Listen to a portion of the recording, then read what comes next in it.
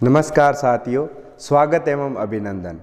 आज अपने करेंगे राज्यपाल की शक्तियों एवं कार्यों में राज्यपाल की वित्तीय शक्तियाँ, राज्यपाल की फाइनेंशियल पावर ऑफ राज्यपाल।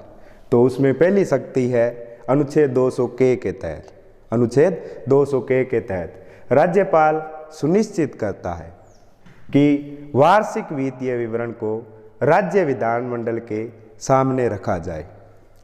जो राज्यपाल जो है, राज्य का जो बजट होता है, राज्य का बजट मतलब एक वर्ष का आय व्यय का ब्यौरा, कितनी इनकम हुई है, कितना व्यय होगा, उसका जो विवरण होता है उसे राज्य बजट बोलते हैं। वो जो है राज्यपाल जो है विधानमंडल के समक्ष रखवाता है, विधानमंडल के समक्ष रखवाता है। राज्यपाल सुनिश्चित करता है कि वार्षिक वित्तीय विवरण को राज्य विधानमंडल के सामने रखा जाए।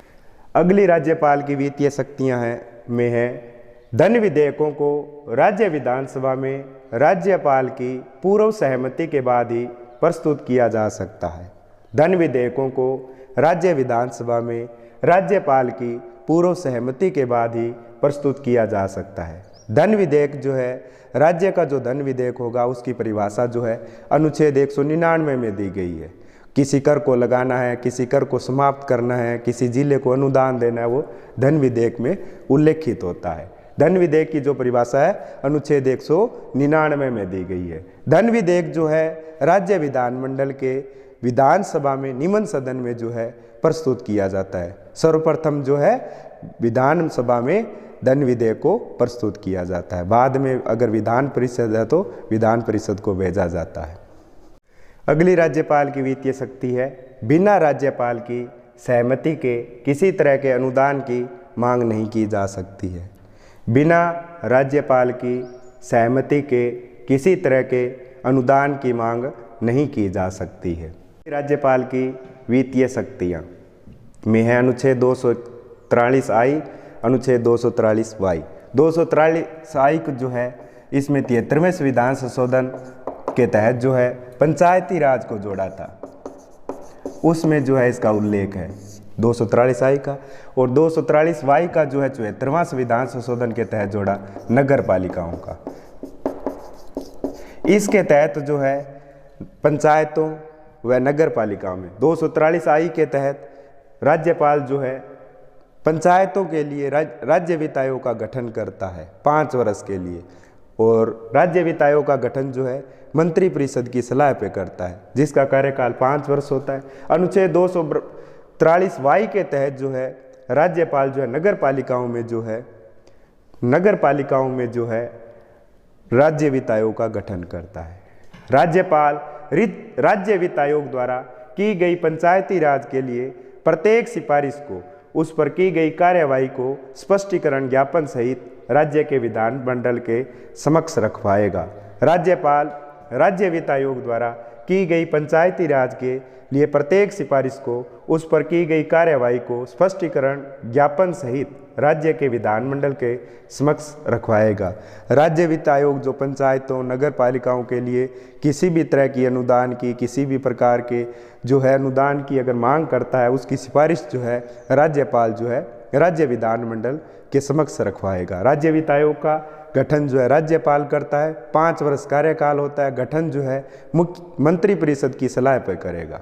अगली राज्यपाल की वित्तीय शक्ति है अनुच्छेद 266 के तहत राज्य की संचित निधि राज्यपाल के अधिकार में ही रहती है।